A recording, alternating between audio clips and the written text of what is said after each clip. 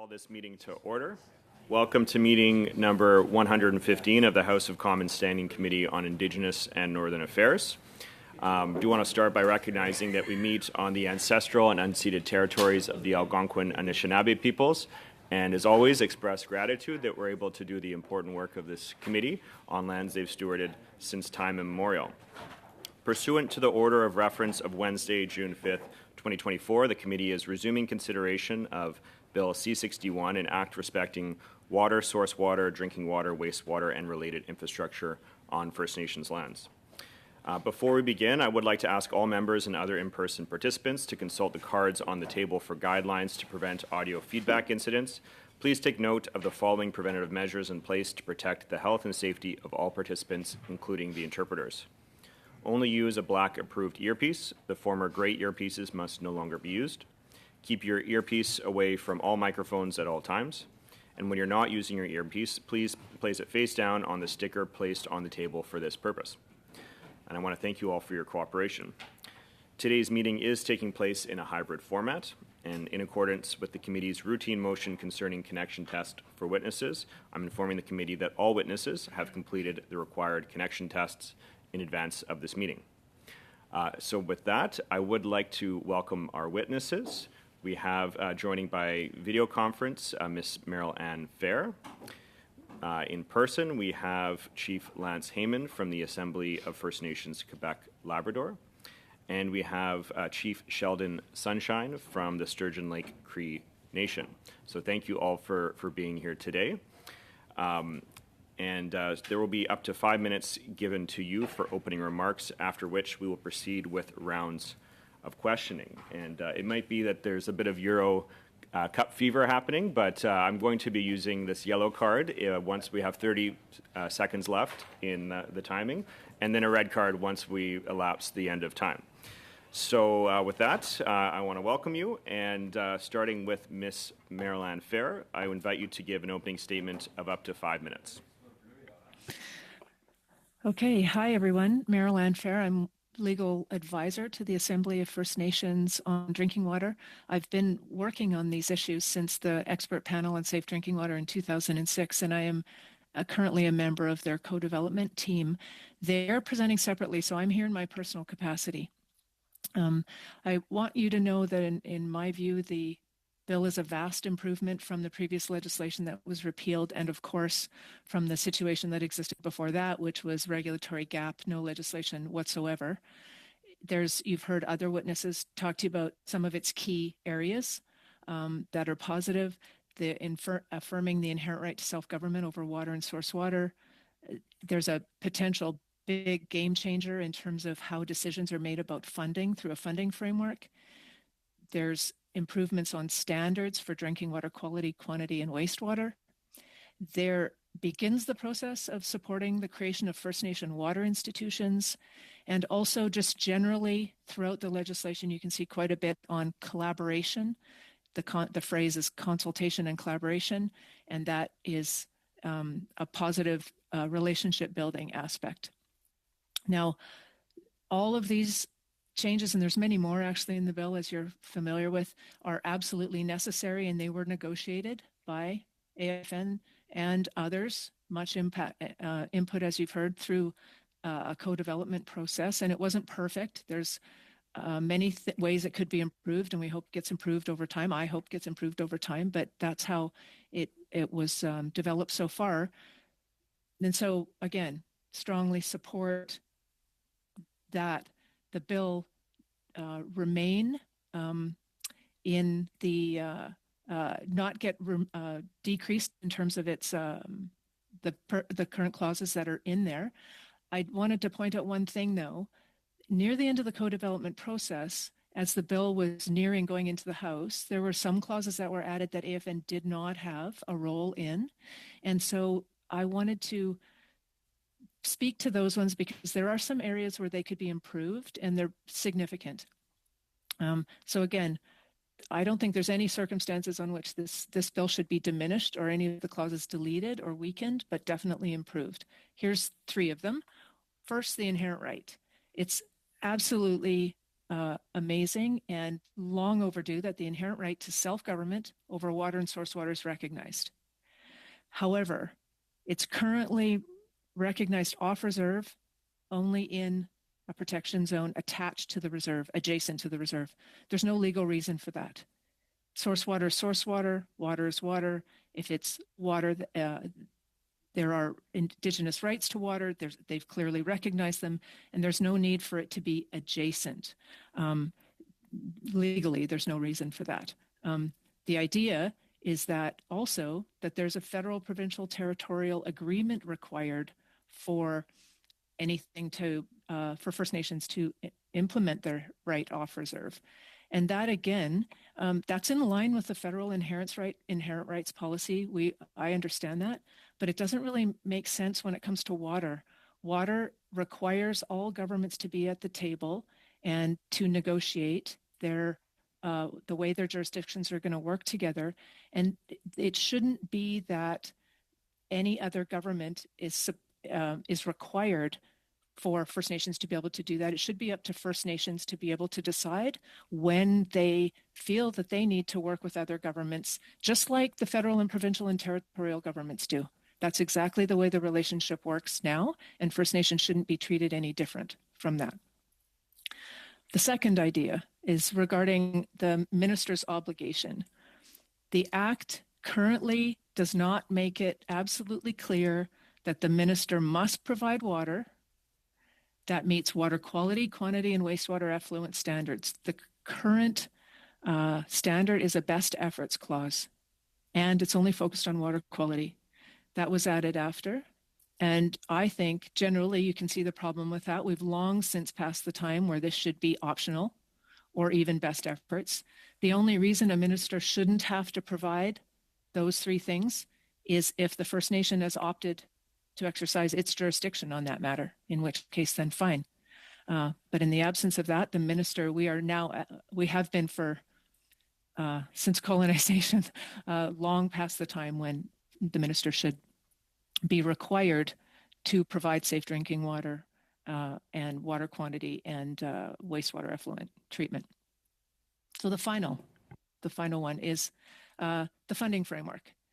You'll see there's a section in there where First Nations will work with the Government of Canada to develop a funding framework.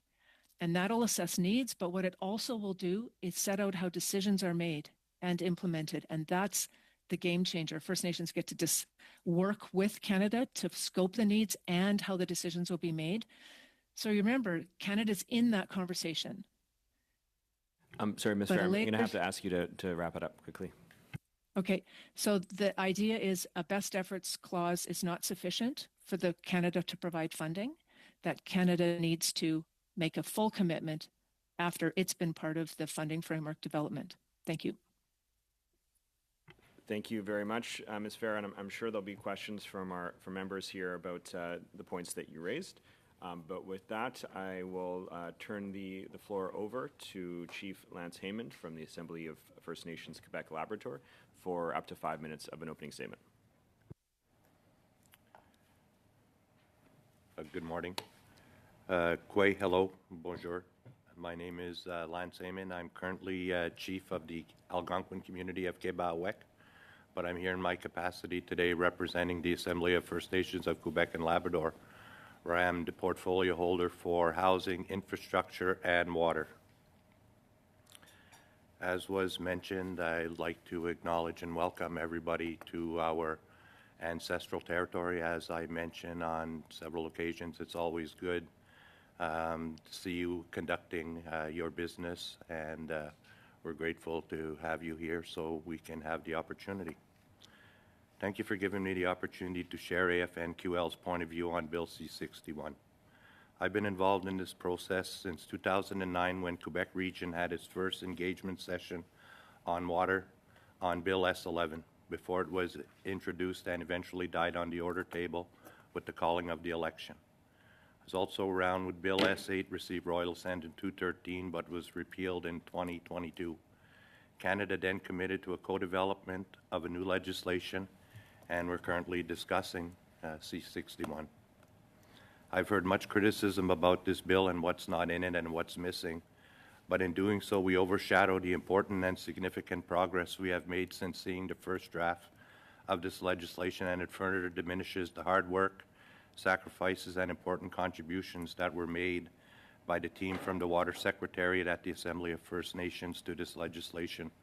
I think about former Director Irving LeBlanc, Carrie Black, Madame Fair, who presented just before, Stuart Watke as legal counsel, Ogimakwe Linda de Basquiage, and former Chief Phil Fontaine.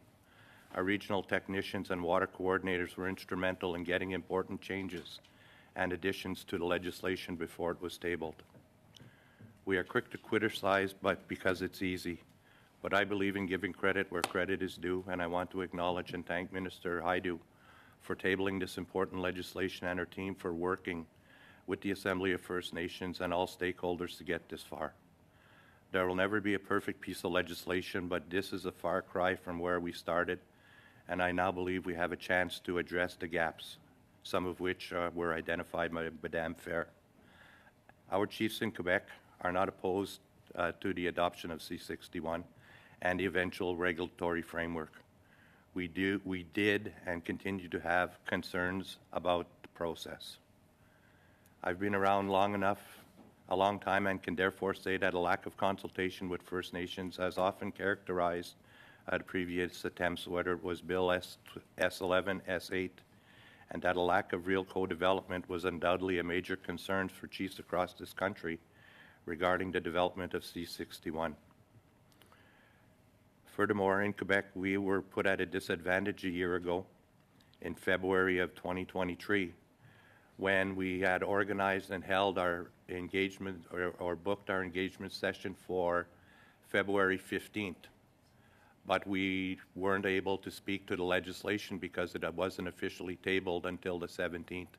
So you can imagine we had signed an NDA, myself, the water technician, and the coordinator, and we had a session with over 100 participants, but we couldn't actually talk about the contents of the legislation because it had not yet been officially tabled. But we've come a long way from those early disadvantages, and we are now in a situation where, as I had mentioned, we are agreeable to C-61. As for the bill itself, although it was not co-developed as planned, the text still evolved compared to previous versions.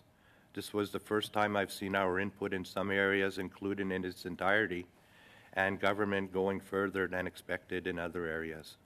Despite an inadequate process, we still have made progress on the main gaps, which are inherent rights, funding, governance, standards, transboundary water sources, and immunity. For example, there is now a reference to the existence of the inherent right of First Nations to self-government. The concept of free, prior, and informed consent has been added to the principles section. There are some substantial additions to the government's obligations, such as doing its best to provide funding that is adequate, predictable, stable, sustainable, and needs-based. On the issue of transboundary waters, there is a mechanism for us to reserve collaboration regarding provincial, federal, and First Nations territorial jurisdiction. There are also added provisions related to the immunity of First Nation employees. These are a few examples of the progress made, but important issues remain. Important steps are ahead, and past mistakes have us very concerned. The issue of real co-development remains a great preoccupation as we take major steps in the implementation of C-61. Namely, the development of the funding framework and the regulatory framework. Chief Hammond, I'm afraid I'm going to have you just to finish that thought, if you could, please. No problem. Thanks. Thank you very much, Chief Hammond. And with that, we'll turn the floor over to Chief Sheldon Sunshine from the Sturgeon Lake Cree Nation. You have up to 5 minutes for your opening statement. Thank you, Chairman. Tanse, honorable members of Parliament, I am Sheldon Sunshine. I'm the Chief of the Sturgeon Lake Cree Nation in Treaty 8 territory. Thank you for this invitation to speak about Bill 61. But before I begin, I'd like to acknowledge that I'm speaking on the unceded lands of the Algonquin peoples. Sturgeon Lake Cree Nation has over 3,800 members. We are one of the largest First Nations in Treaty 8 territory. Our ancestors entered into Treaty 8 in 1899 with the Imperial Crown. At that time, and until 1905, Alberta was not a province, and our people did not conceive that we would ever have dealings with a province. Our treaty is a nation-to-nation, international, sacred covenant that provides legal foundations of this country. Since time immemorial, our territory has been surrounded by water. We rely on the Smoky River, Iossagun River, Goose Lake, Sturgeon Lake.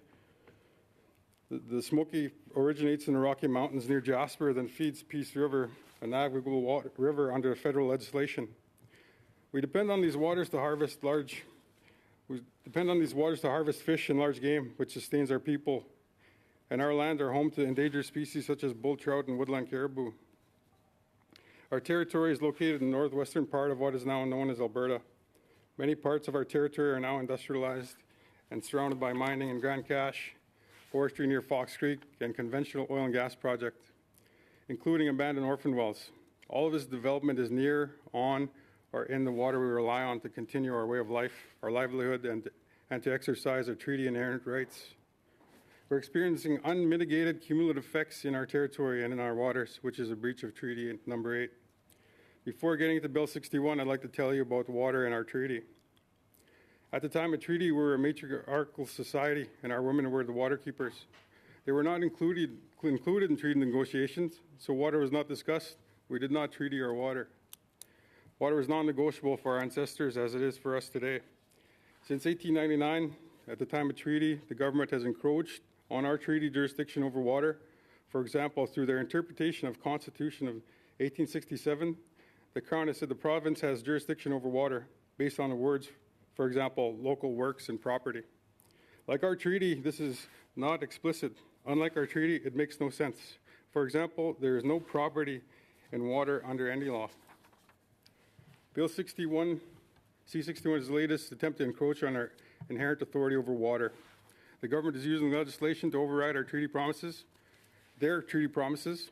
This is the fundamental problem with Bill C-61 and why we will not accept it, even with amendments. I want to be crystal clear today that we do not need legislation to recognize and affirm our treaty. We need the space and the capacity to develop our own laws. This requires positive action by the federal government, given the effects of decades of neglect. However, Bill C-61 does not just infringe on our jurisdiction, it also creates a two-tier water system where the First Nations will continue to be denied the human right to water and downloads federal liability to the nations. Some of the most serious issues we have identified in Bill C-61 are, first, the legislation does not recognize human right to water recognized in the legislation. There is no guarantee to safe drinking water. Instead, it creates a different set of rules for First Nation lands. Calgary, through the water main break, recently learned what we go through on a daily basis. We still have boil water advisories, and we need a new water treatment plant. The cost is estimated around $50 million. Second, this legislation will do nothing to affect the billions of liters that are removed from our waters through provincial water allocation licenses by the province in violation of Treaty Number 8. Third, this legislation will do nothing to protect our water and our treaty rights from the ongoing threats of contamination. For example, last year, the CST coal mine near Grand Cache released more than 1 million liters of toxic water directly into the Smoky River. We were never notified. This is 200 kilometers upstream from us, much like what is being faced by those communities downstream from the Curl Imperial spill and seepage. This is one example. Bill C-61 will do nothing to stop this poisoning of our water and the fish we depend on to exercise our treaty inherent rights. Fourth, the legislation imposes a federal framework that we can create our own laws, but we don't need legislation to do so. And if we don't pass our own laws, the legislation say that we'll default to the federal regulations. The federal regulations are at the whim of the minister in place. This is not an opt-in. It is not self-government. Fifth, the legislation will download federal responsibility onto us with no guarantee funding backstop. The federal government has fiduciary responsibilities to us. We will need them to live up to these duties. We don't need their attempt to give us self-government without any guaranteed capacity funding. We will be held liable for the issues that we are within the federal government's fiduciary responsibility to us right now. In conclusion, Mr. Chair, the Sturgeon Lake Cree Nation and Treaty Territory are firmly against this legislation as we see a grave infringement on our jurisdiction and rights. We ask you reject Bill 61 in its entirety. I thank you for your time. Thank you very much, Chief Sunshine. And with that, that concludes the opening statement. And we're going to start into our first rounds of questioning, the 6-minute round, starting with Mr. Melillo. The floor is yours.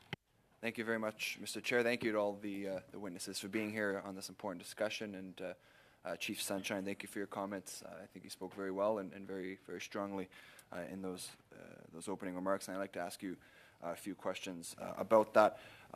Before I get into some of the details of your comments, just off the top of it, this is something the government claims was co-developed, but we've heard from a number of First Nations that do not feel they were adequately consulted. I'd like to get your take on that and what the government could have done differently to ensure that there was a proper consultation process. Thank you. Yeah, I agree with those sentiments. We haven't been. I had Minister had you come out to our Treaty 6 territory in Edmonton, and I expressed those same concerns that Sturgeon Lake Cree Nation was not properly consulted. When this was developed, I was not in the seat that I sit today, and with everything that faces our First Nation communities, it's just we haven't had the opportunity to really take a deep dive into this until now. So that's the reason for why I'm here. I appreciate that. And you mentioned in your opening comments that there are a number of future regulations to be made at the whim of the minister, and you identified that as a concern, and I share that concern as well. And in one instance, this is the case when it comes to defining protection zones set out in this legislation. There was a representative from the Department of Justice here not long ago, and it took him a few minutes, but I was able to get him to admit that that is the case, that the minister can, in fact, although the legislation says that the minister will cooperate, there is no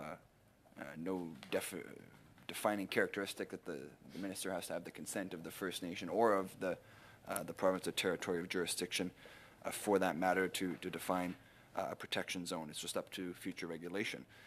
So do you think, based on what you said, that the minister should have that power, or do you believe that the minister should have to have consent of the First Nation before defining the protection zone? I absolutely believe that it should have First Nations consent, like mentioned with the signing of treaty. That's one thing that's been forgotten by Canada, is that they put us in a box and they forgot about us. And without going into too many details or surrounding that whole concept, I absolutely agree that First Nations should be party to those decisions. I appreciate that. And you mentioned even with amendments, you would not support this legislation going forward. So even if, could you highlight that a bit more, I suppose? I mean, there's a number of issues that have been identified in C61, and of course, we hope to be able to fix those things, to amend those things, but you're still saying even if amended, it's not going to be good enough. Did I understand you correctly? Yes, that is correct. Okay. Could you expand on why that is the case? I mean, you've had some strong comments. I think you said this is legislation that would override the treaty promises. Could you expand more on what you meant by that? A few examples, like, we don't need the law to implement treaty. We need recognition of treaty jurisdiction. That is already done in the Constitution Act of 1982. What we need are what the courts have been calling for in BC, Ontario, even the Supreme Court. We need the Crown to honorably and diligently implement the promises. Implementing treaty does not mean creating neo-colonial legislation like Bill C-61, which tells us what we need to do. I appreciate that. Thank you. You mentioned some of those concerns off the hop. I'll go back to another quote from Rupert Menin of Tall Cree First Nation, also in Treaty 8. He had said previously on the record that the government is dumping responsibility of water and wastewater infrastructure prior to any discussion about transferring jurisdiction. Do you agree with that sentiment from Chief Rupert Menin? Yes, I agree with that. You agree. Do you care to expand any more on that characterization and what needs to be done to ensure that transfer is done properly?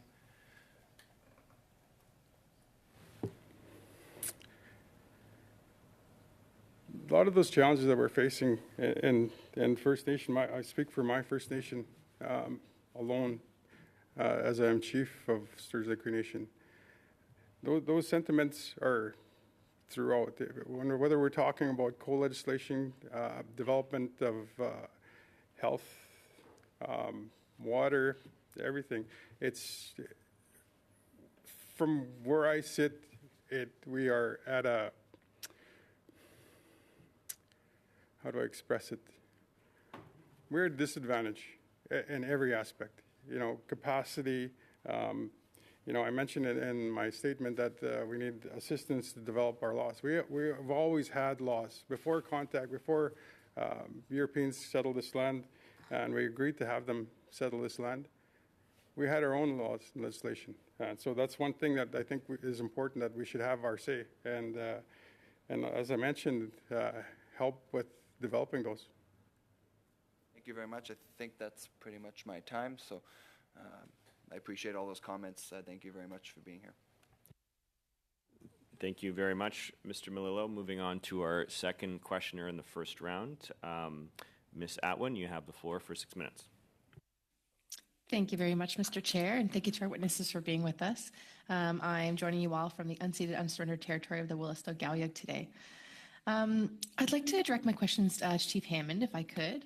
I'm really, interested in learning more about the consultation process and kind of your personal experience, developing this replacement to the Safe Drinking Water for First Nations Act.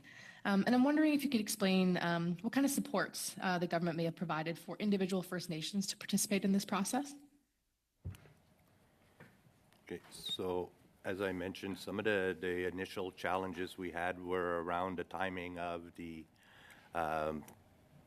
dropping of the first drafts of the legislation.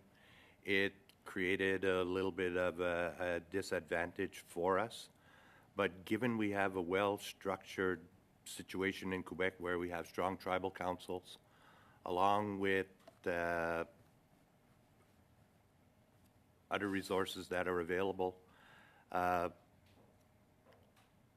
In our region, the hiring of and the funding that was provided to engage regional water coordinators was instrumental into the consultation process, because this allowed the young lady who was hired to do the work to go out, do an outreach beyond the initial regional engagement session that we had, and go to First Nations who wanted additional information or had questions around the legislation.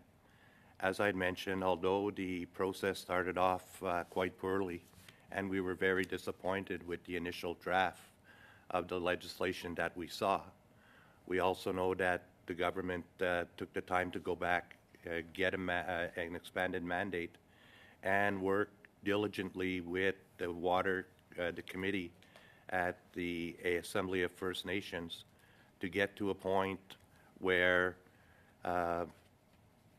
we were comfortable when the minister tabled the legislation in December. I think part of the challenge is that AFN was responsible primarily for the consultation process.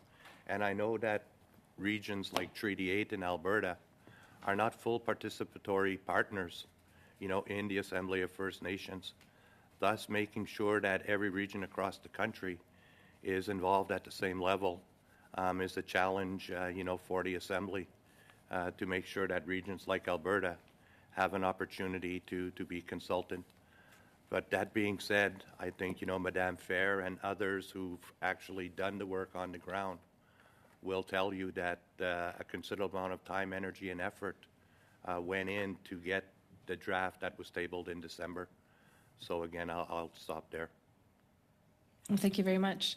And could you be a bit more specific, perhaps, around, compared with the initial drafts, what are the areas of the current version of the bill that were significantly altered or strengthened during that consultation process? There's a number of key provisions that were added, and again, I would have preferred that those comments and those elements of improvement should have come from the Assembly of First Nations. They've done the work, to get those improvements, but there was definitely some improvements in terms of the definition. We also had mentioned in my testimony that there were improvements around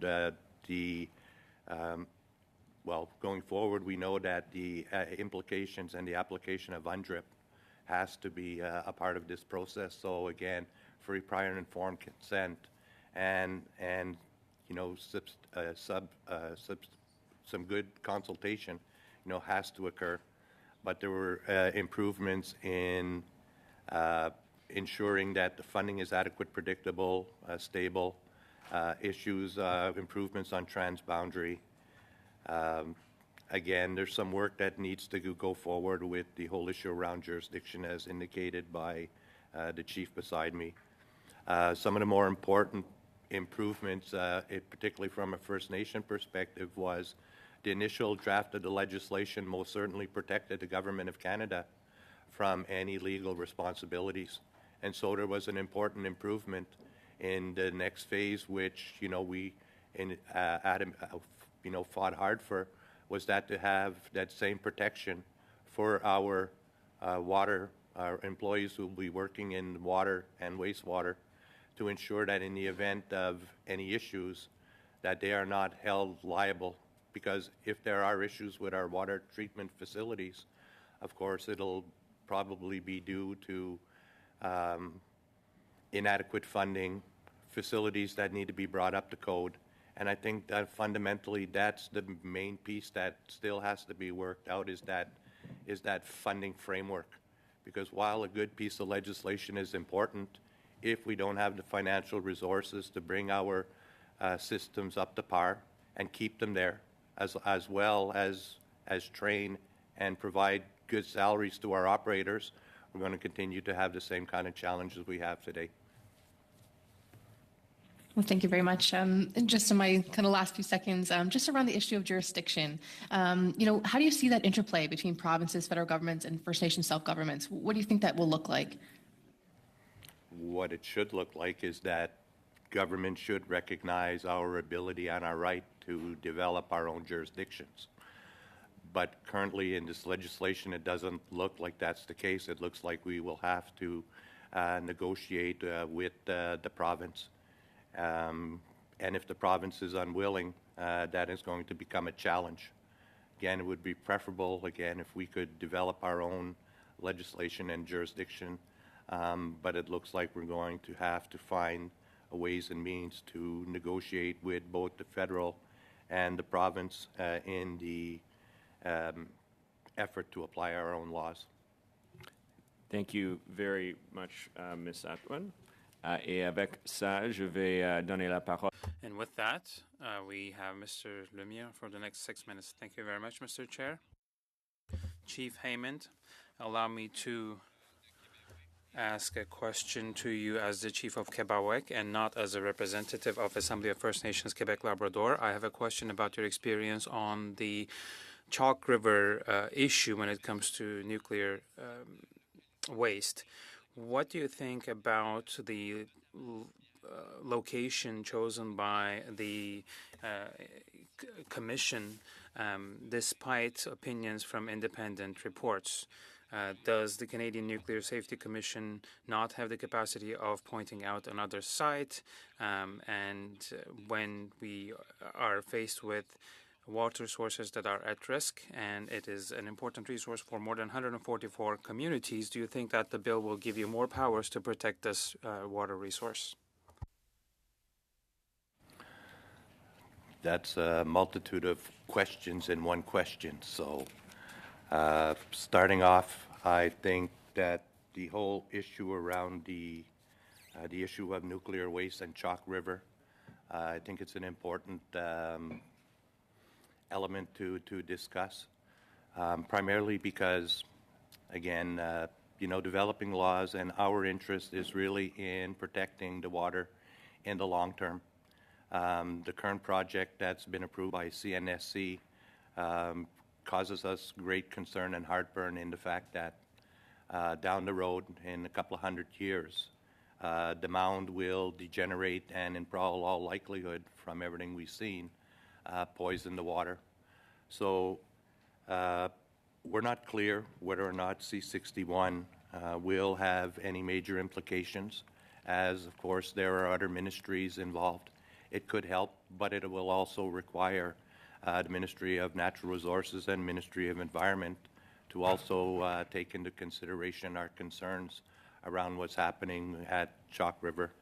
And I mean, I'm sorry, I mean, common sense, I don't think you need to be a nuclear scientist to recognize that building a nuclear waste dump at the edge, on the edge of an important water source like the Ottawa River is probably not a very good idea, for the very fact that potential leaching, could impact the drinking water supply for millions of people in the future.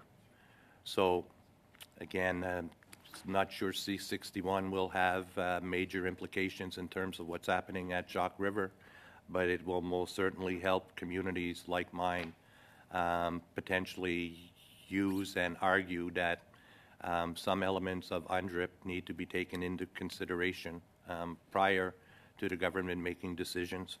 And again, when projects like the nuclear NSDF, the nuclear dump at Chalk River come into bear, I think we should always opt for err on the side of caution rather than just simply moving ahead with projects that have the potential to impact our water supply. Miigwech, comment percevez-vous How do you see the fact that Section 29 of the United Nations Declaration on the Rights of Indigenous People is only referred to in the preamble, whereas the government is supposed to respect this principle when especially we're talking about risky activities for water resources and Indigenous communities are involved?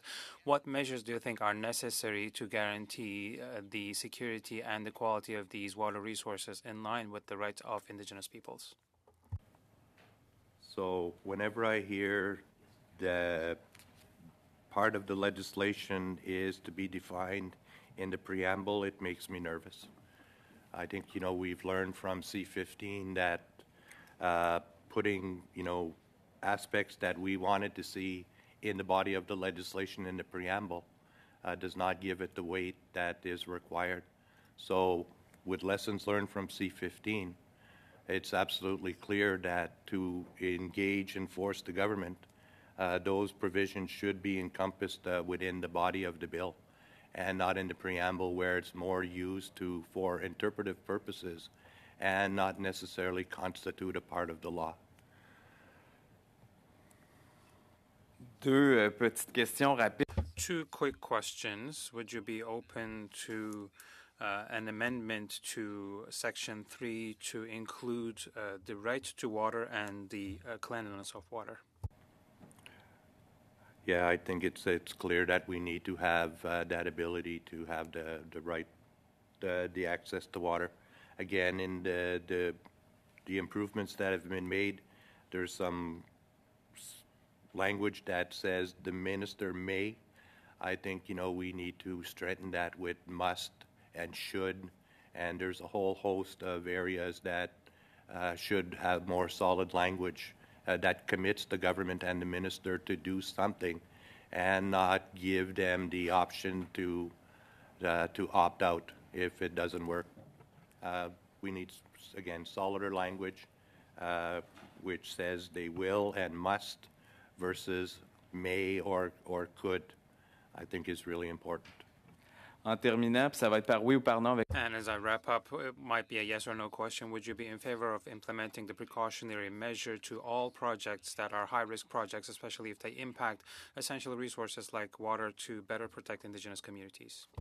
The answer is a simple yes. I think, we always should err on the side of caution, especially when there are variables that we don't understand and we're making decisions that have impacts for the next 500 to thousands of years, such as the project at Chalk River will do. So absolutely a precautionary principle, I think, is key in moving forward. Thank you. Miigwech. Merci beaucoup, Monsieur Le. Thank you very much, Mr. Lemire. I do want to welcome MP Desjarlais to the committee today, and I will turn the floor over to you for 6 minutes. Thank you very much for the welcome, Mr. Chair, and it's good to see you here. To our witnesses, thank you for being present here, in particular from my neck of the woods, Okamau Sunshine. It's good to have you here, and I think you spoke to me earlier before we started today that you said you weren't certain how good of a politician you are, but you did a pretty good job today, I'd say, in outlining the concerns of Treaty 8, but most particularly that of Sturgeon Lake Cree Nation. We heard a lot, particularly in Alberta, from Treaty 6, Treaty 7, Treaty 8, that there hasn't been enough consultation. But in your remarks, I think you have elevated the discussion to a place where Canada has never really wanted to go. This place where they have to actually address the fact that they had a treaty with many people on the prairies, mine, yours, just the whole province of people, and these commitments that were laid out in the treaty committed partnership, committed a nation-to-nation relationship, committed dual sovereignty, this idea that we could exist separately but together. And I think that principle you're speaking about today, and one that I really implore my colleagues to listen to deeply, is that this is the most critical kind of legislation in the sense that it deals with water, it deals with life, it deals with our women, it deals with our future. And if I've heard anything that's been clear from chiefs in Alberta, it's that we have to get this right. And if we don't get it right, then we have to go back to the drawing board. And so you mentioned in your statement that we have to find a way to return to treating each other more honorably, but most particularly like Canada, the Crown, see its obligations to its treaty partners first and foremost. You even mentioned the province of Alberta as an obstacle to what is really the full enfranchisement or full recognition of treaty rights, but also your nation's sovereignty and your nation's future and your nation's ability to be recognized for its already existing powers, the rights to self-government, the rights to water, the rights to land, the rights to simply be who we are. Those are fundamental rights that exist whether Canada acknowledges them or not. And your statements here today have made it even more clear and deeply founded in my heart the great reminder that this place has a lot longer to go in finally trying to recognize its jurisdiction, which isn't complete jurisdiction, but a shared one that it hasn't yet fully recognized with Indigenous people. And so I want to ask you, Chief Sunshine, you made a statement. You said Canada's put us in a box and forgot about us. You know, that pains my heart to know that such a proud people, particularly the Cree people on the prairies, my mother, my parents, our relatives, find themselves in this deplorable condition of poverty, where water, something that you mentioned in Calgary right now, is being met by the people there as something so critical and desperate that now the attention on the importance of it is at the forefront of every newspaper in Alberta. But this is something you've thought about as chief, something your people have thought about, something that Indigenous people across the prairies have thought about for generations. What does our future mean without water? What does our future mean without clean water? You also spoke about the importance of limiting the damages to existing water. The fish we eat come from the water that's been there and gifted by the Creator, but yet toxic pollutants are constantly put into the water without your notification. Many of these issues stem from a great deal of disrespect when it comes to the signatories who signed those treaties all those years ago, to have all these barriers put in front of them, and to force you today to come to this table and say yet again what's been said for over 100 years, which is simply allow us to be ourselves and simply allow us to continue to do the work that we've been doing for generations, since time immemorial, to recognize the fundamental jurisdiction that is already present. The jurisdiction doesn't come from the Crown in better ways, it comes from our Creator. And you've made that very clear today. And so my question is, if you'd like to elaborate any more on why the things you've said today are so important and why they lead you to opposing this legislation. Thank you for that. When I talk about our treaty in our box, you know, I've been at this position for 2 years, and it's relatively new. When I say that I'm not a politician, I know one of my elders said, you are because you were in your position. And when I learn of the atrocities that our people have faced over 125 years. This year in Treaty 8 territory, right now, we're having a celebration of the signing of Treaty Number 8 that I'm missing the grand opening, and it's a reminder of where we are today and how far we have to go with the government of Canada, and the province of Alberta as well. You know, it's a difficult to really look back when I walk around this land and see the grandeur of these facilities, and then where I come from, we deal in poverty every day. And when it comes to legislation where talk about co-development, like it's a struggle for me to really put into words to express how I feel today. You know, but I feel it's a responsibility that I have to my people to really try to come and express what that is. You know, treaty was an obligation. We agreed to share the land, but we haven't seen it. Our people have been very good treaty partners, but our partner in the Crown, the government of Canada, hasn't reciprocated that, and we've seen it. You see it every day. You know, you can see. I'm sure you guys all see all the statistics, the opioids epidemic that face our people. You know, it's not a quick fix. It's not just one thing. You can't come here and just think you're going to fix the water and the water issues, or you're going to come and fix the drug and those issues, the opioid problem. We live in my community. It's a global issue. It's Chief. I'm afraid I'm going to have to ask you to finish that thought, please. It's housing. It's jobs. It's all of that. Right, and that's how you fix it. You fix it one piece at a time, but all together. And you know, I could say in my community that we're taking some steps to that, but we need some assistance, and that's some partnership. We need the other side to uphold their obligations. Thank you very much, Mr. Jarley. With that, we're moving into our second round for 5 minutes, and we'll start with Mr. Schmel. Thank you very much, Chair, and thank you to our witnesses for this very important discussion.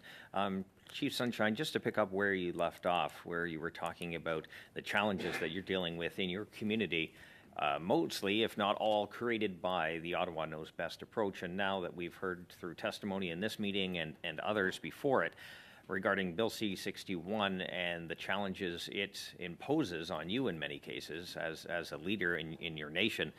Specifically, and it's been mentioned a few times, that the consultation piece, but also the what can be described by many in this committee is through testimony was the power that the minister would have under this legislation.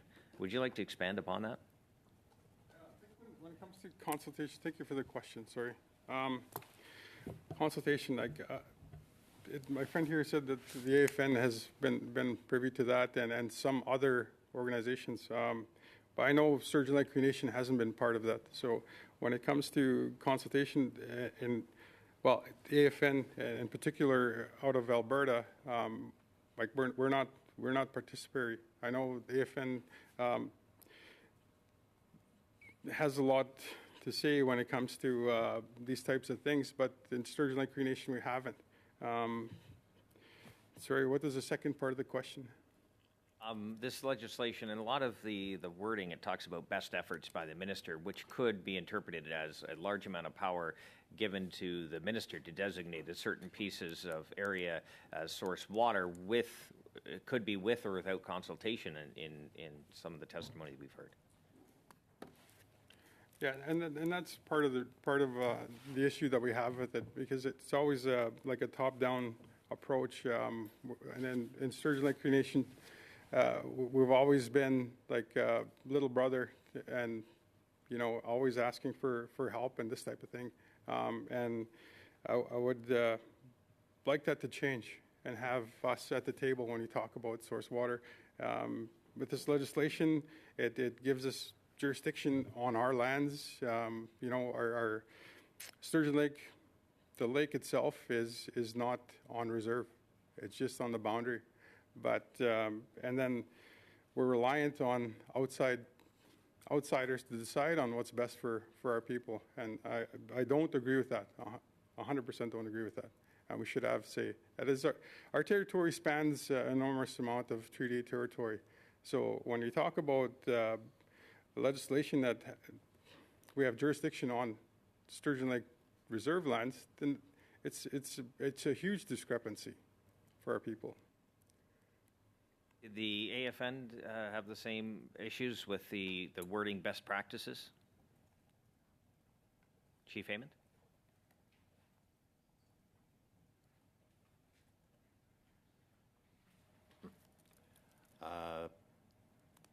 Don't really understand the question, sorry. Okay, that's okay. Maybe I'll come back to it in just a second. I need to quickly, and I do apologize to our witnesses, deal with this motion. It was tabled last week, and I think given the fact that we're pushing through on C-61 in this piece of legislation, but we've also heard from a number of Indigenous leaders in the past few weeks talking about the ongoing housing crisis in First Nations, in Inuit. We've now had our fourth straight Auditor General report talking about the failing state of housing for Indigenous communities, First Nations and Inuit. And I think it's prudent upon us to continue that work right through the summer if needed. It's something that I think these leaders are calling for, and it's something our committee should be looking at and taking seriously. So just to reread the motion, I move, Chair, that given the large workload and expansive mandate of this committee, that the committee hold 5 meetings for a duration of 2 hours each between July 8th and September 13th to address housing on First Nations and produce a report with policy proposals to build more homes and solve chronic housing challenges on First Nations communities. Thank you, Chair. Thank you, Mr. Schmale. So with that, we'll have discussion on this, and I see first I have Mr. Batiste hand up. Floor is yours. Today, I'd like to continue to focus on First Nations clean water.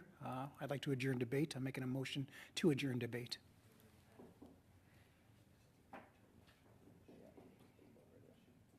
Okay. As this is a dilatory motion, we will proceed to a vote. Juste par souci de compréhension, Monsieur le Président. Just to understand, Mr. Chair, I think that there is merit to debating the motion. Can we finish the hour with our witnesses? And I believe that we have resources available for the second hour of the committee, so that we can maybe go look into that in the second hour. Monsieur Lemire, on a les Mr. Lemire, we have resources for until 1 p.m., so we will carry on. Well, are we going to cancel out Mr. Schmale's request? Can we suspend rather than adjourn debate? For today. We could always pick it up at another time, but that's the motion that was moved by Mr. Batiste. Donc, conséquemment, faudrait que je m'adresse. So I will rely on the goodwill of the committee that we will finish the second round and then we will come back, because if we vote for adjourning, I cannot support that. But if by goodwill we decide that we will come back at the end of the second tour and give the floor to Mr. Schmale so that we can move forward with that, that would be my proposal.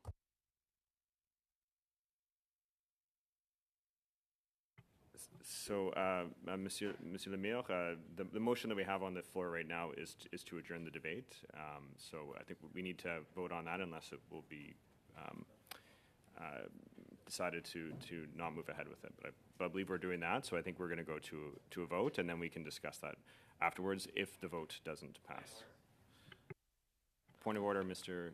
Charlie. No, thank you very much, Mr. Chair. And I do believe we owe a great debt to our witnesses here present today. Thank you so much for being here. But as a matter of clarification, to Sebastian's, my block colleague's question earlier about the procedures that would allow our witnesses who've traveled a great deal to be here with us to finish our round, is it possible that our Conservative colleagues would be so gracious as to allow us the opportunity to continue this discussion on clean water with the earnest ability to come back to that motion? I understand they've tabled it, but I also think it's important that we finish this round. And so by unanimous consent, I'd either propose unanimous consent or to finish this round, or at least have the Conservatives withdraw the motion for the time being so that we can offer our due respect to the witnesses who are present. So it's my understanding that we have to deal with the first, on Jaime's motion first. I'm willing to withdraw if we can get to the witnesses and finish the round.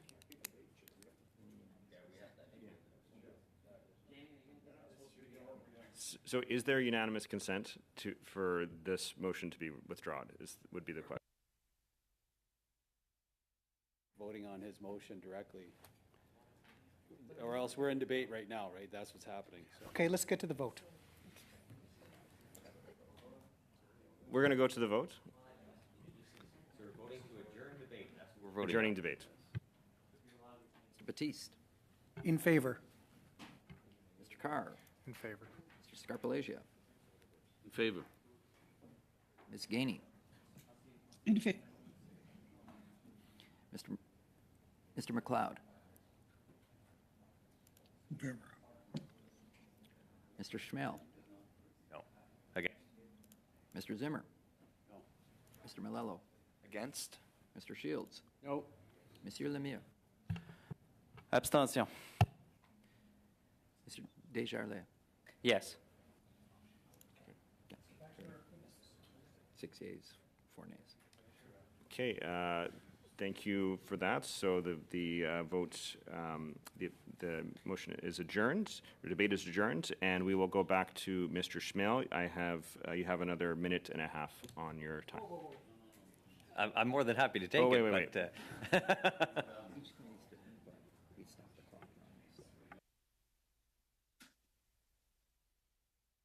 Yeah. if we want. Okay. Okay, point of order, Chair. Point of order. As a matter of clarification, the motion that was just passed was to adjourn debate on the motion. Yes. Does that mean that we will return to our regular order? Yes. So I'll be entitled to another round? Wonderful, Precisely. okay. I appreciate everyone's cooperation here, and I hope the Conservatives could play nice while we have our witnesses here. Time. So did we decide, do I get my time or do I not get my time? Okay. You have perfect. a minute and a half, Okay. Mr. Snow. All right. Maybe, okay. No, I'm just, I just want to make sure our witnesses are hearing this. Okay, our witnesses are good? Chair, can you put the timer on hold just for a second? I don't think they're ready. I don't think they're ready. Okay. Good to go?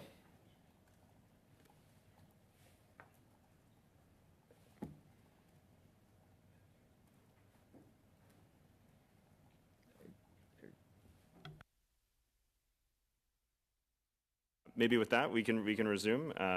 Mr. Smale, you got another minute and 20 seconds. Okay, thank you very much. Maybe I might go to Mr. or Chief Heyman if I could.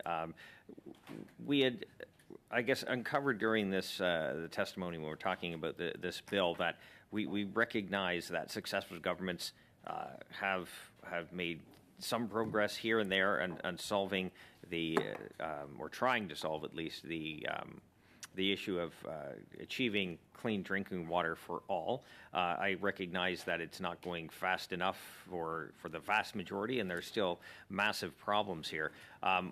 If this bill goes forward, do you see this bill as it expands to source water and elsewhere, the fact that the consultation has been raised by many as an issue, the kind of Ottawa knows best approach has been raised by many as a potential issue. Do you feel that the voices of those on the ground will be heard if this legislation was given royal assent? So again, I won't speak for all of the other regions in the country. I'm here representing, the interests of the Assembly of First Nations of Quebec and Labrador. And for all intents and purposes, even with the shortcomings that have occurred in terms of the process, as I've indicated, our chiefs are amenable to C-61. And predominantly because we don't have a lot of the same issues related to safe drinking water and access to water as a lot of other First Nations do across this country. And it's predominantly because we've set up strong support mechanisms such as tribal councils and circuit rider programs, which ensure that, you know, we are working collaboratively with our federal partners at Indigenous Services and for housing with Canada Mortgage and Housing representatives to ensure that, you know, we are working to address the issues being raised by and for First Nations in Quebec. Thank you very much, Mr. Schmill. With that, we're moving to the second questioner in the second round. Monsieur Scarpelleja, vous avez la parole pour... Mr. Scarpelleja, you have the floor for 5 minutes. I'd just like to continue along that line, Chief Raymond, because I remember attending a conference in Montreal on First Nations water a few years back, and I remember being surprised to hear that there were no long-term boil water advisories in Quebec. I assume that's correct. But my question is, and you kind of touched on it, I was hoping you could elaborate, why is it that the situation seems so much better in the province of Quebec than in other areas of the country? Does it have anything to do with the philosophy that the Quebec government employed, especially around the development of the James Bay agreement? I'd just like your insights on that, because something's working, it sounds like, in Quebec, and maybe we can all learn. So again, I'll go back to the fact that we spent a lot of time and effort and energy in developing our own capacities to address the needs that are being raised in our communities. As with most First Nation communities across this country, you know, we're small, independent communities, and we don't have the financial resources to be able to have all of the expertise that we need. So we don't all have engineers, we don't all have folks who are helping us manage our water systems. We don't have the capacity to do water monitoring and testing on an individual basis. So over the course of time, you know, we've developed and learned that there's strength in numbers, and buying and building capacity can be done in a number of ways. And in Quebec, we've chosen to build capacities by having strong operators and training programs so that we have qualified people in our communities. But the most important aspect of why we're so successful is that in spite of our differences, you know, we sit down with our regional colleagues from Indigenous Services, and we sit down and we look at the problems and we look at the potential solutions, including the provision of budget and what that allocation will look like on an annual basis. So we've built up the capacities we need at the tribal council level, so we have the engineers and the expertise that we need to help us build quality plants and infrastructure. And then more importantly, we have a circuit rider program which travels around all of the communities in Quebec, assessing our systems and making suggestions and improvements in terms of training and what improvements need to be done to our systems. And then we work with our federal partners to find the funding and implement the solutions. So in fact, we have no boil water advisories in Quebec, but we do have some communities who have to have continual drinking water, not because of poor facilities, but because their communities are built on uranium deposits, which continue to impact their ability to have quality drinking water. And in fact, I reference, you know, my sister community of Kitigan-Zibi, who actually is probably the only community in the province who lives that reality of not having a safe drinking water supply, but not because of the facilities. That, which leads me to my next question. Do you think that Bill C-61, you've said that you've built up capacity. Do you think Bill C-61 would allow communities outside of Quebec to build up that capacity, especially since it references, if I'm not mistaken, the creation of a First Nations Water Commission, would that not, in a sense, be replicating, in a way, what you've accomplished in Quebec? It wouldn't be replicating. I think it would be building on that experience and building something that's representative and needed for all First Nations across the board, and not just those in Quebec. But I think, you know, other First Nations will be successful, but we have one huge hurdle ahead of us that we need to work with Indigenous services. So I'd mentioned earlier in my testimony, we need two pieces that are still need to be done: the regulatory framework, and more importantly, the funding framework. Because without adequate funding for the investments, we need to bring our systems up to snuff, train our operators, and ensure replacement of those assets as they reach their life cycle, then a lot of this work may be potentially for naught. So the funding framework and the negotiations for the huge needs that exist in First Nations are going to be paramount to our ability to succeed going forward. Merci beaucoup, Monsieur Scarpelleja. Thank you very much, Mr. Scarpelleja. And next up, we are going to Mr. Lemire for 2.5 minutes. Thank you, Mr. Chair. Madam Fair, you highlighted 3 areas where you gave us a number of potential improvements to the bill. Would you be able to send your remarks to us in writing as well, so that we can take a detailed look at them? And Mr. Haymond, I'd like to ask you one final question. The Department of Justice referred to the limited functionality of the First Nations Water Commission. How would those limitations impact the Commission to fulfill its mandate efficiently and to take care of issues that have to do with the water at First Nations communities? And I'm asking this question within the context of the limits of the Canadian Nuclear Safety Commission in terms of doing its work of protecting communities and consulting with First Nations communities. Is there a limitation or a red flag that we should be careful about? Thank you. Well, I think duplication is absolutely something that we don't want to have, but we believe that having our own water commission is paramount to us being able to develop and address our own issues and bring the potential solutions going forward.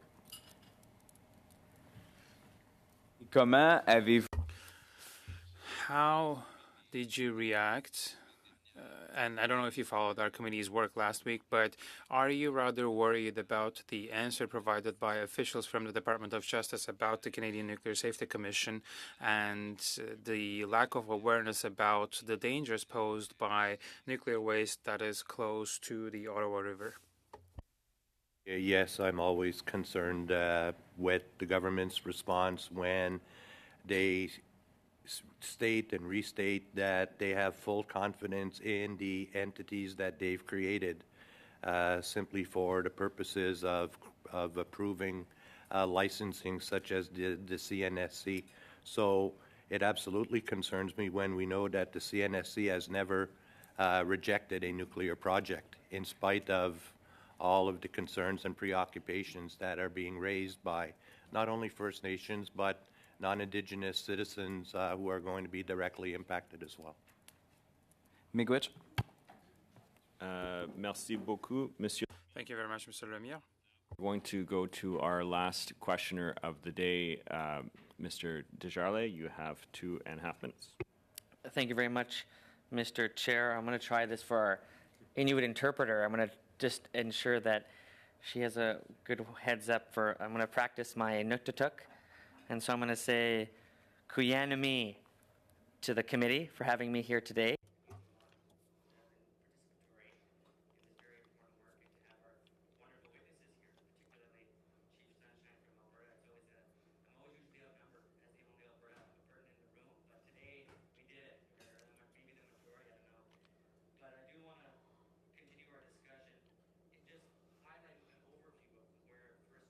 On the pathway of trying to get clean water for their communities has been. You know, Stephen Harper promised clean water before in an act in 2013 which passed, and there was a huge class action lawsuit. One of the lawyers who is present with us today, one of the witnesses, actually mentioned that. And so I'm stuck with this this kind of paradox, this dichotomy, this tough decision that I think First Nations are also being dealt with, which is the decision of really bad legislation under the Conservatives and bad legislation under the Liberals. But the answer is actually in First Nations communities, not really in Ottawa in so many ways. And I think you've outlined that, Chief Sunshine. Do you want to speak to that principle about ensuring that this place recognizes First Nations jurisdiction? Because so many times they've got it wrong. Please. Thank you. You know, when I think back about the legislation previously by the Conservatives and it being challenged by First Nations, and I'm afraid that this is going to be the same type of things going to happen. It's going to roll out. We're going to have nations such as myself that are not happy with being put in that little box continually. You know, and when we really need to sit down, and what I told Minister Hadji is that we really need to sit down with the rights holders and determine what a best path forward is, you know. And I know Treaty 8 chiefs have always mentioned that we were willing to sit down and have those talks. But for myself, on behalf of the Sturgeon Lake Cree Nation, I am open. We're progressive people. We have those challenges that we face every day, like I mentioned earlier, and we want to work with the government to create something that's beneficial for all parties, right? You know, when we talk like source water, we want to have a say on what comes into our territory and into our homes. And when we see that at Grand Cache spill, that affects us. It affects the fish. We have endangered species because of it, right? So, you know, I think it's important that we understand where we're coming from, and where you're coming from, so we can find a solution to move forward. Thanks. Thank you very much, Mr. Desjardins, and that ends this portion of the meeting. And I want to thank all three witnesses for being here today and for your very important testimony. And this will certainly be very informative as we move ahead with the study and perhaps amendments to the bill if it comes to that. So with Mr. that, Chair, could I respond to the question that the Member of Parliament asked me about providing my comments in writing? so Ms. Fair, if you're able to provide those answers in writing, it would be well appreciated by the committee so that we can look at that as we move ahead with the study as well. I just need to provide a moment of context around that, if you would permit me. Ms. Fair, I'm afraid I'm going to have to get you to send that to the clerk. Okay, I'm not sure if I can do that, but I will see. That's the context I wanted to provide, but if we can't do that today, that's fine. Maybe if you could I'll just explain explain. the context, then that might be helpful, actually. So the AFN will be providing, as I understand it, will be presenting to you later this week, and they will provide the general context of their support or information around the bill, and will be, pursuant to that, providing potential amendments. I was providing merely suggested ways to improve the bill, given that the full content of the bill has been negotiated by mandate provided by chiefs from across Canada through resolutions from the chiefs in assembly. That's what makes up the content of the bill. So I think it's best for AFN to provide those, any amendments, if there's any that are being proposed. No, that's well understood, and so I would just share what you're comfortable sharing with the committee. But in that regard, we will be hearing from the representatives from the Assembly of First Nations as part of the study. So I just want to thank you, and as well as our other witnesses, for being here today. But with that, is there agreement to adjourn the meeting? Mr. Schmel. Thank you, Chair. Just wanted to pick up where, if I could, quickly, the discussion was on the motion. I know we passed a motion to suspend debate, but there did seem to be willingness around the table to discuss my motion. I was just wondering if that interest is still in the room. I have Mr. Batiste up first here. It is not still in the room, the interest. I'm not hearing many First Nations out there calling for more studies on them. I'm hearing talk about funding, talk about implementation of recommendations and treaty rights. No one's talking about more studies. We're in the First Nations communities I know, and so Thank you, Mr. I don't think he Batiste. can bring it back up. I'm afraid we're getting into debate here, but it appears we don't have unanimous consent to bring it back up. So with that, do we have agreement to adjourn the meeting? Meeting adjourned.